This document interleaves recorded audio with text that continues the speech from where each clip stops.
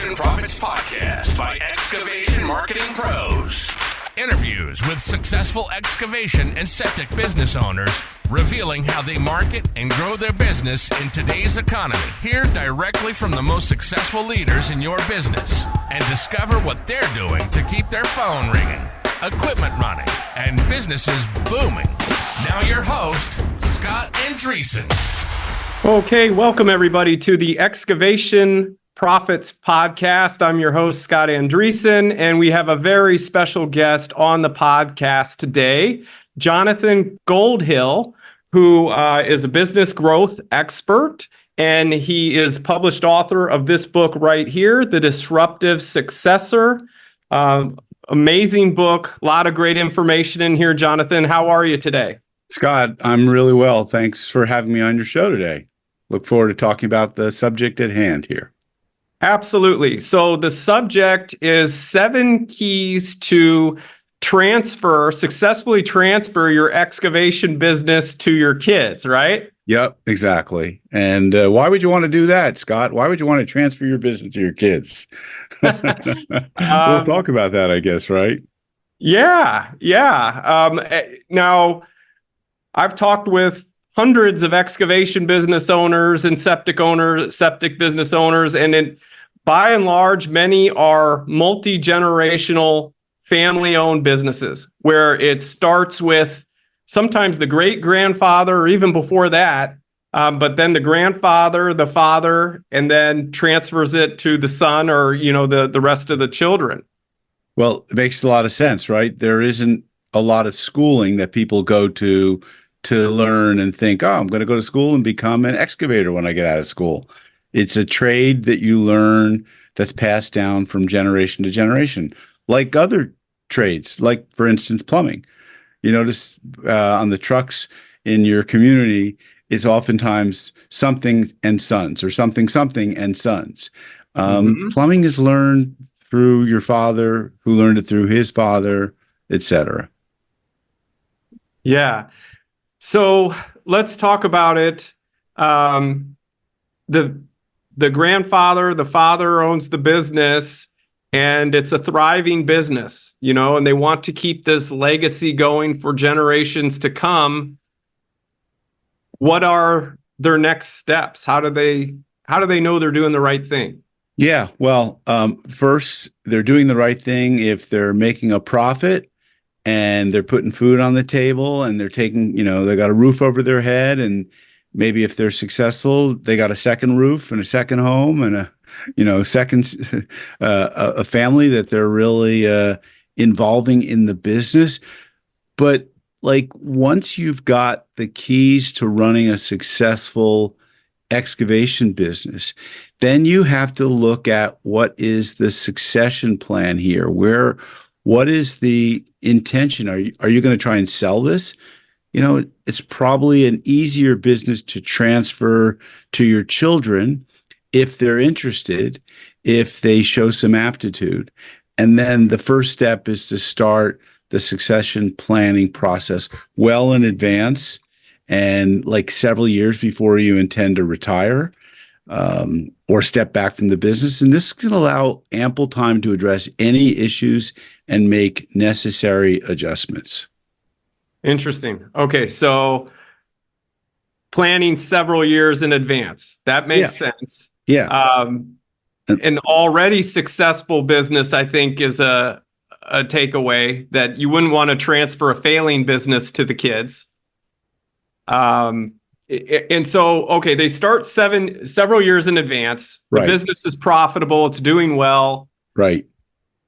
What are some of these, what's the next step? So let's talk about how you involve, or how an owner involves their child or children in the business, right? It's done gradually. It starts by putting them in operations. They want to gain, and you want them to gain some hands-on experience in the various aspects of the business. You'll want them out in the field so they understand what field work looks like. You'll want them in the office so they'll understand the operations of sales, collecting, You'll have to teach them some financial skills. If you don't have them, you'll have to get them or have them get them. Or maybe they went to school, and maybe you send them to a class to learn things like accounting and finances. And they can also go to school, or when I say school, this could be courses. Dale Carnegie, for instance, teaches great courses on leadership and management. They're not expensive. They've been around for decades. This helps them to understand the business deeply from the inside and then develop the necessary skills that may be lacking in the business if the business has yet to become what I call professionalized. And professionalizing a business means having it run more like a corporation or a company. So it's got some structure, it's got job descriptions, people know what they're responsible for. Maybe there are key measures that are being tracked on a regular basis. And there might even, at the point of some sophistication, have some regular meetings to talk about how to make the business better, how to improve it, how to grow it.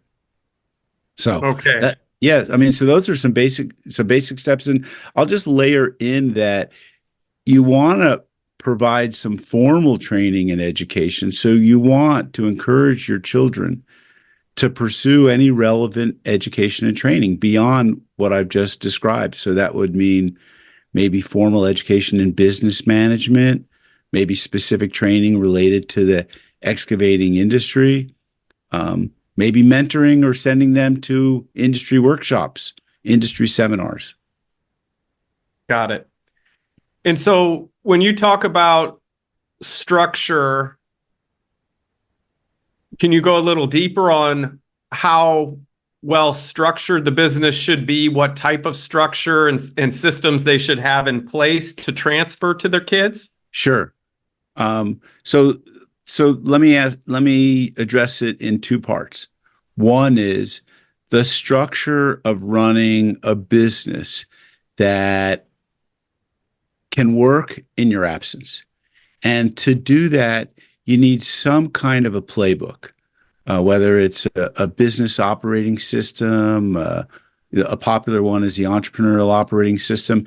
And this is a playbook for having meetings, tracking measures, identifying priorities, identifying to-do list items, and making sure that you're moving on all fronts. This is also a place to document what is your core values, your vision for the 3, 5, 10-year vision for the business, your why, which is an all-together popular topic these days, which is what is your why, and getting people involved in your why. So from an internal standpoint, that's where I spend most of my time with my clients, is implementing some kind of a business operating system so that they can execute on their goals. But I think your question also involves, what does the transfer process look like? And this is where you want to establish clear roles and responsibilities, because those are going to evolve and change over time. Right? You're going to pass the baton from one generation to the next. There should be some kind of a timeline so that this is what I expect you to be able to do by when, and then by this next date, and then by the following date. And then you might have in there some contingency plans for unforeseen circumstances. Things happen, right? Death, disability, divorces, all these things need to be thought through. Because the other day I was on a phone call with someone who was talking about a client who had a pretty good business, and he had inherited it from his father when his father passed. And suddenly when his father passed, he didn't know that his father died what is called intestate, meaning there was no will or trust in place. And suddenly he found that he was in business with his father's, it's either then wife or girlfriend. And through a series of bad decision making, from what I understand, she bankrupted the company. So that's not a good contingency plan. That is a poor or lack of a contingency plan. So here's where you really want to consult with legal and financial advisors to ensure that you have some kind of a plan, that it's sound, it's legally compliant, it protects your children. And, here's where also you're going to have to make some difficult decisions, Scott. Are you going to just transfer the business and let them inherit it? Well, if it's a smaller excavation business and you don't have a lot of other assets, then you'll fall under the lifetime gift tax exemption. But if it's a larger business, or if you believe that, no, my child shouldn't just inherit this, they should earn it, they should buy into it, then you'll have to structure some kind of a buyout arrangement. And that might look like an earnout, or it might look like them getting a loan and paying it in cash, or some combination thereof. And you'll need to do a formal asset, or basically business appraisal, so that a fair market value price can be set on it, and the transfer can be, again, legally and financially sound and compliant and clean. So, long answer to your question, because there's both an inside internal process, and there's what I'm referring to as an external process. Yeah. What are some pitfalls to avoid in transferring to your kids? Yeah. So some of the challenges that I've observed is, well, not all kids are alike, right? In your family. And so the question is who's going to be the leader? Who's going to be the CEO of this company? And so one of the pitfalls is, I think, making people co-CEOs, or not clarifying who has the absolute ultimate decision-making authority. And so sometimes it works well. Sometimes your kids, they get along really well. They complement their skills, and they don't make decisions that ever steps on the other siblings' decision making. And so you have to know your children really well and know what's going to work best with these kids. But oftentimes I find that there's one leader that emerges. You need to make that clear, and you need to communicate it, and you need to address any concerns, misunderstandings, conflicts, and do this well in advance of the transfer actually taking place. Because I've seen it. You've probably seen it. Matter of fact, there was a guest on my podcast that was I would say a victim. He went through it personally. He has a large $100 million a year general construction business. And he is oftentimes in competition, because he competes mostly on municipal and public works projects. He is in competition very often with his brothers, his cousins, other family members. It's a 100-year-old business, and there's 4 competing businesses in this area. It's north of San Francisco, and they're all competing on the public works projects, and their company names sound very familiar. And this is because there's divisions in families. Brothers, let's say, start a business. They're older. Now they've got their children. The children are cousins of each other. Maybe they don't all get along or all like each other. There's a tendency to split off. So how you manage your family and how you manage your business are going to be integrally intertwined. And this is a challenge, right? So these are some of the pitfalls that most recently I had a client who built the business, he and his brother and their father, and they have other siblings and some some step siblings in the business, and there was a difference of opinion about how to, what direction to take the business in or how much to grow the business. And there was some infighting between the two brothers, and it resulted in one brother basically winning out and convincing the other brother to leave, and they would buy him out. I think oftentimes how the parent manages the relationship amongst their children is the dynamic that defines how the business is going to be transferred. Yeah. Thinking about this, you mentioned leadership, and there's a lot of excavation and septic business owners in this situation where they're looking to transfer to their kids.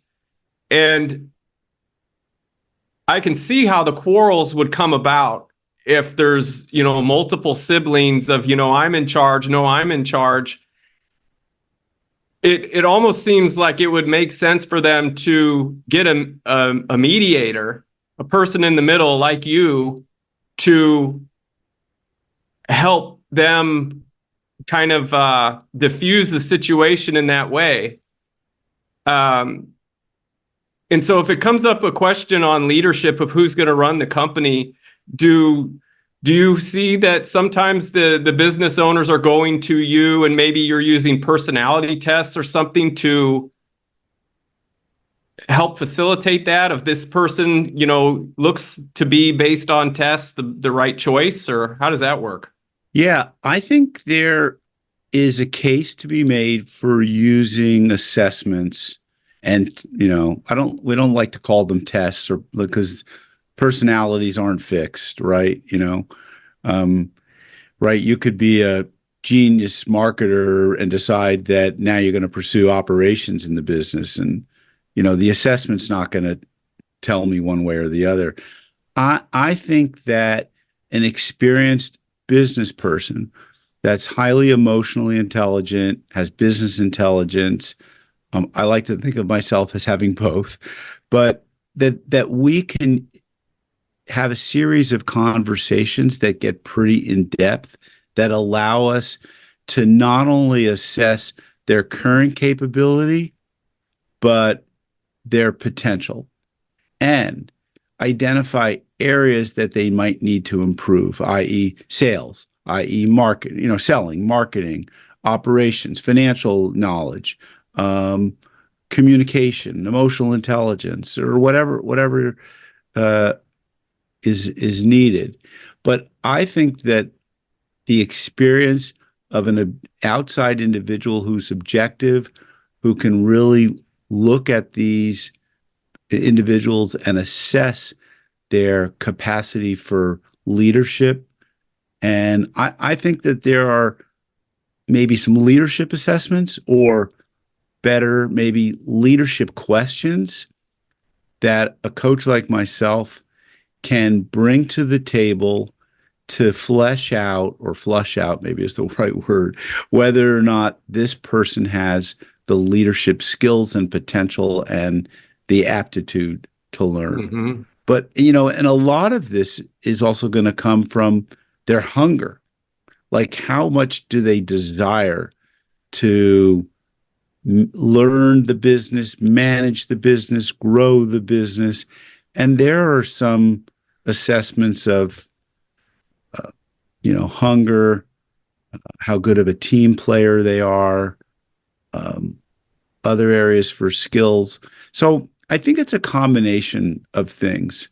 And I think that oftentimes it may be intuitively clear to the person inside the business, both the individual in question and the business owner who's transitioning. But they haven't just made it conscious, and that by having a third party talk to this individual, or individuals, right? Because there could be a group of children, or they could be cousins, like I said in the earlier example, and you now are assessing each person individually. And I think this is something that should take place over time. It isn't like I'm going to sit down and interview 6 siblings or 6 relatives and come back at the end of a month and say, I interviewed all these 6 people and here's my answer. Because people do evolve.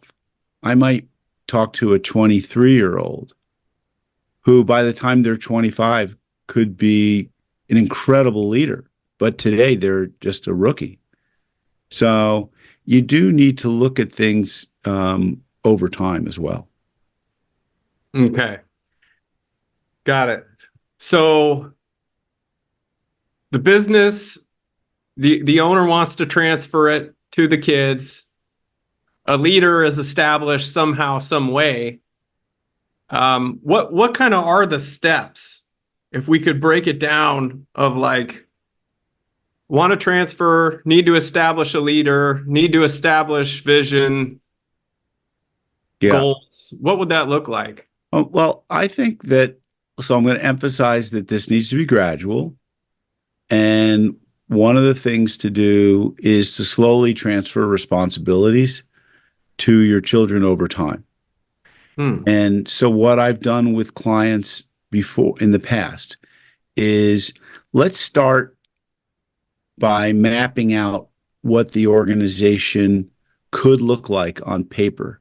In the absence of any names, let's talk about what are the positions that this company currently needs. Is there someone in the financial seat? Is there someone who's managing sales? Is there someone who's managing operations? Is there someone who is in the customer support? Is there someone who is good in production and scheduling and estimating and field work? So let's map out on paper, like with an organization chart, and then let's get some clarity around what are the handful of key things that each one of those positions is responsible for. And then let's flesh that out and let's turn that into a job description. Now, let's look at the children and let's have them apply for the position that looks like the best fit. And let's ask the coworkers or the other children, is Johnny a good fit for this particular field position or for this financial position? And you don't have to fill the seats. We're not talking about putting the best person. We're talking about, are they the right fit? If they're not competent in financials, but they're the best one in the group, that doesn't mean they belong in that seat. It means that seat maybe goes unfilled and we need to find an outside expert to fill that seat. So then let's let these people work in these different positions, and then let's evaluate them over time. Let's do a 30-day check-in. Let's do a 90-day review. Maybe that was the wrong seat. Let's assume they're the right person. And by right person, I mean that they share the cultural values of the company. They are a good fit in terms of their being on the team, but they're just in the wrong seat. Is there another seat that we can put them in and do that same thing? Try them for 30 days, give them a review, 90 days, go through, a full performance review. So gradually increasing responsibilities as these individuals gain experience, gain confidence. This allows them to adjust to their new roles and ensures a smoother transition.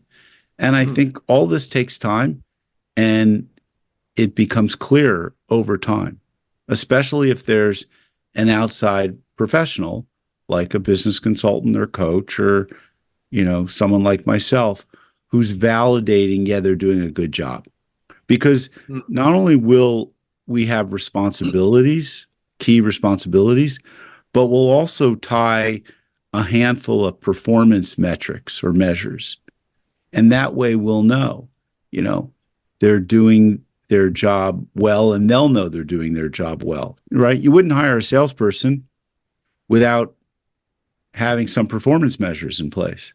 And so we would do the same thing for each one of the positions and make sure there was performance measures. So that's how I would approach it. And each company is going to be different. I don't know where they are in this process. Maybe they have nothing on paper, nothing identified, nothing planned. But once we have the semblance of a team and people in the right seats, now to get back to your question, I then put these people in a room, in a meeting, and let's talk about where do you want to be in a year, in 3 years, in 5 and 10 years? What do you need to do in the next 90 days to get to the 1 year, 3 year goals? What do you need to learn? What do you need to measure? What does success look like?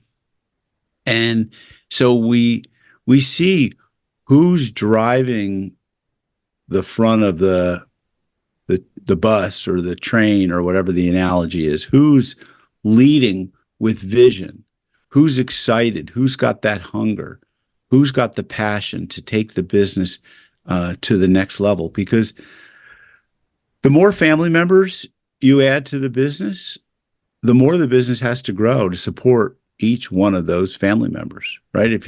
If you're going to add, if there's a mom and dad that's running and owning the business and you're going to add 4 children to the business, you need to 4 or 5x that business so that all these families can be supported.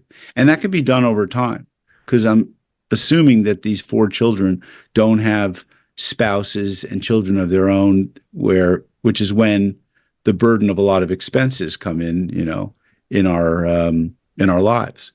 But eventually they'll probably have families, and those families will need to be supported. And so you're going to need to grow the business. And this is the process that you'll have to go through to turn it over, succeed, and grow.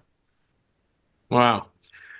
So you help them break down various positions within the company, sales, finance, and so on, field work, all that, everything.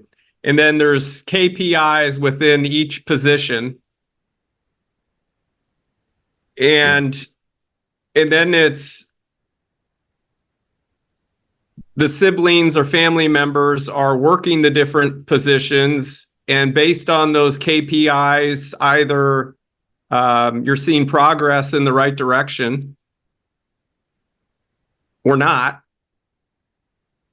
And if so it's not just a 1 month thing, you didn't hit the KPIs, you're out. It's more, let's see gradually over what, 3 months. If we're seeing a progress in the right direction. And if you're not, do you see like a lot of rotation within positions and family members trying to fill different seats? Look, I think that's going to depend upon the versatility of the children. I mean, ideally, wouldn't it be great if your kids were so versatile that they could, if they were, look, let's look at it like it's baseball. Wouldn't it be great if they could bat and field left-handed and right-handed? Wouldn't that make them pretty versatile? Wouldn't it be great if they could play third base and first base? What about pitch and being the outfield? I mean, but typically what I find is that there's a child who gravitates towards being in the field.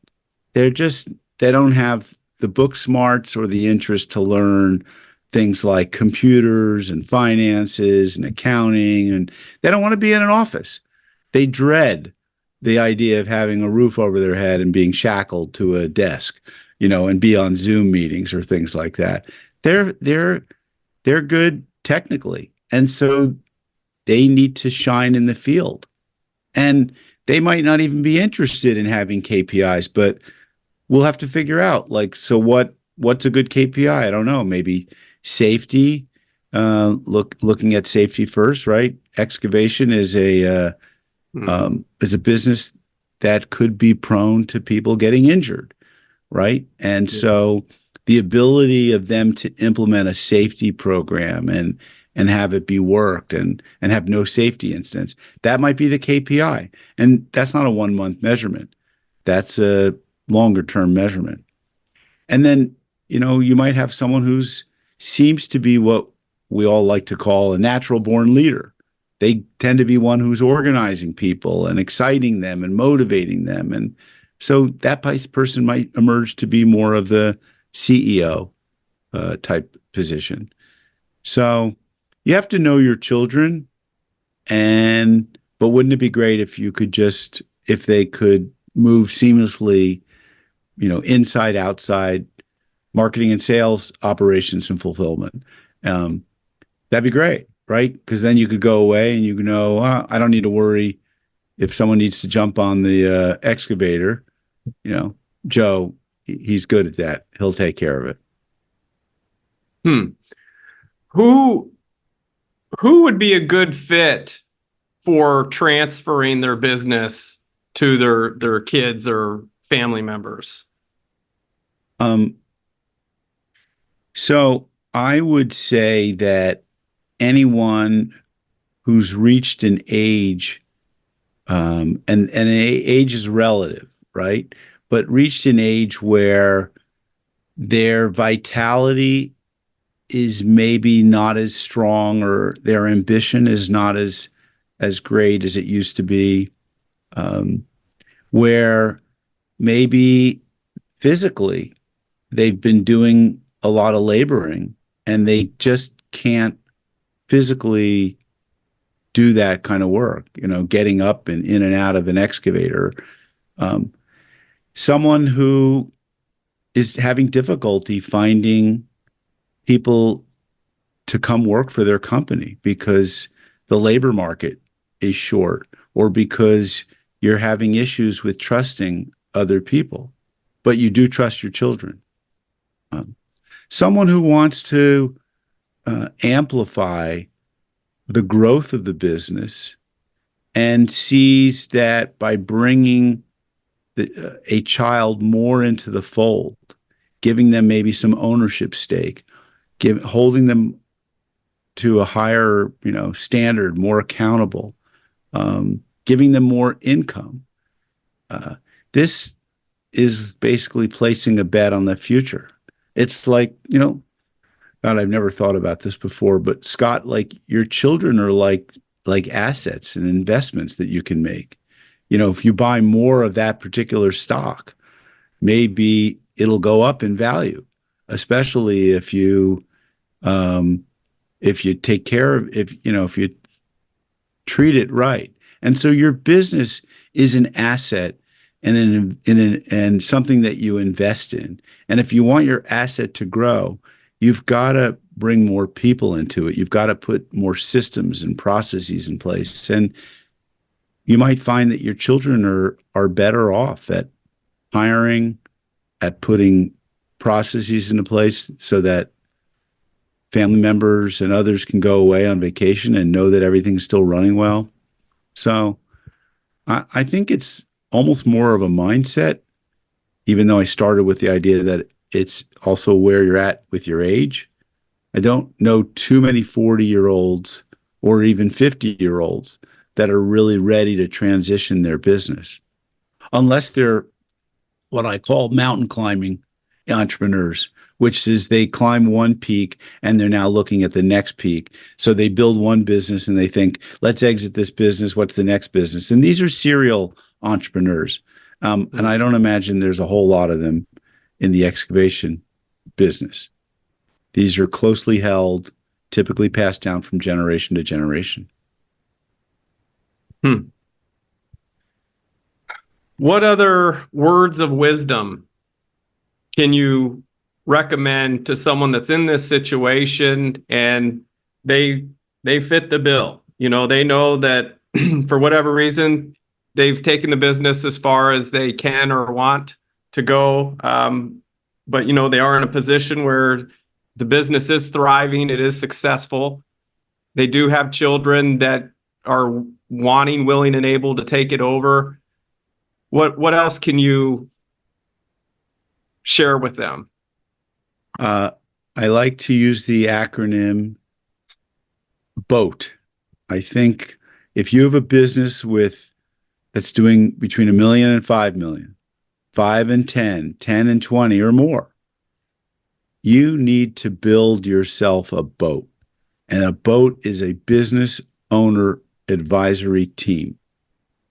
And on that business owner advisory team, you have your CPA, or who's very good with giving you financial advice, and they are doing everything they can to minimize your taxes, so that you can create wealth.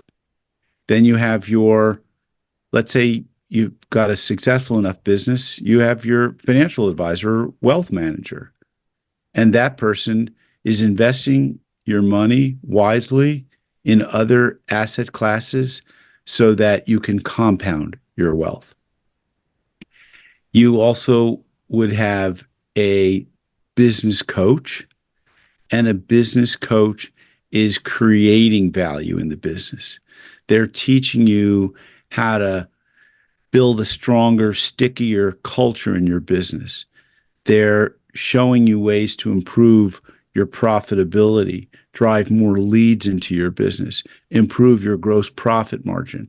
They're teaching you how to execute and how to drive a strong vision for the business, how to manage the cash, how to create value. And they're looking at the exit value. In other words, they're looking at the enterprise value of the business today. And when you exit or transfer the business, what's the enterprise value that they can drive you towards? So you've got your wealth manager, you've got your CPA, you've got your business coach, and the last person is probably a lawyer. A lawyer who's a good business lawyer who can help you stay out of trouble if it comes to workers' comp claims that are bogus, or wrongful terminations that people can be individuals can be litigious, and so protecting you, making sure that you've got buy-sell agreements in place with your children, maybe key man insurance or key person insurance. So the lawyer is there to protect the value of your business so that it doesn't get destroyed by outside forces or people. So that's your boat, and you ought to have one. And a lot of times I come into clients, smaller companies, the $1 to $5 million companies, and they don't really have any of those people in place. The $5 to $10 million have a few of these key people, and the 10 to 20 or larger in terms of millions usually have the financial, maybe the estate planner, the wealth manager, but not always the business consultant or coach, because some of the others are needed for compliance, right? You need to have an accountant for compliance. You have to file your taxes. And a business consultant or coach can really create value if you get the right one with the right experience. Awesome. Now, you specialize in helping to transfer the business to children. Do you also specialize in just overall transferring the business to new owners and in that way too? So I really specialize as a growth coach, and that's both being a personal and business development, business growth. So in terms of transferring, a lot of times that's a legal, that requires a lawyer. It's a legal process. So I don't get involved in that, but I might advise the clients on what might be a fair structure. What are the steps that you need to do to get an appraisal, get a value? So it's not my area of expertise, and I leave that to the lawyers to do that work. Sure. Awesome. Well, I think that this was awesome. I mean, there was so much information and good advice in this segment that how can people find you and reach out to you if they have more questions or need some help? Right. So There's a lot of different ways they can find me. I'm on LinkedIn, Jonathan Goldhill, the Goldhill Group. Disruptive Successor is both the title of my book and the title of my podcast. You just Google Disruptive Successor, you'll find me. And thank you for showing the book. Yep, it's a guide for driving growth in your family business. Great book, guys. Thank you. And my website, thegoldhillgroup.com. You can learn more about what I do, read more about my background, my programs, and a ton of blog content on there, as well as all the podcasts. So lots of different ways they can find me. Thanks for asking. Cool. All right. Well, I guess that's pretty much time. I want to thank you so much for being on the Excavation Profits podcast, and loved having you on as a guest. Thank you so much. Thanks a lot. Thank you, Scott. All right. Take care. Have a good one. Everyone, thanks for joining us, and reach out to Jonathan. He is your business expert, your business growth expert. Contact him with any questions or concerns. And I guess that's it. We'll make it a wrap. All right. Thank you so much. All right. Bye. Thank you. Hey there, excavation pros. If you enjoyed today's podcast, make sure to like and subscribe to our podcast and channel. Leave us your feedback and let us know how we did. And hey, if you're interested in taking your excavation or septic business to the next level online, make sure you visit excavationmarketingpros.com today and take advantage of our free resources and mastermind group for excavation and septic industry professionals.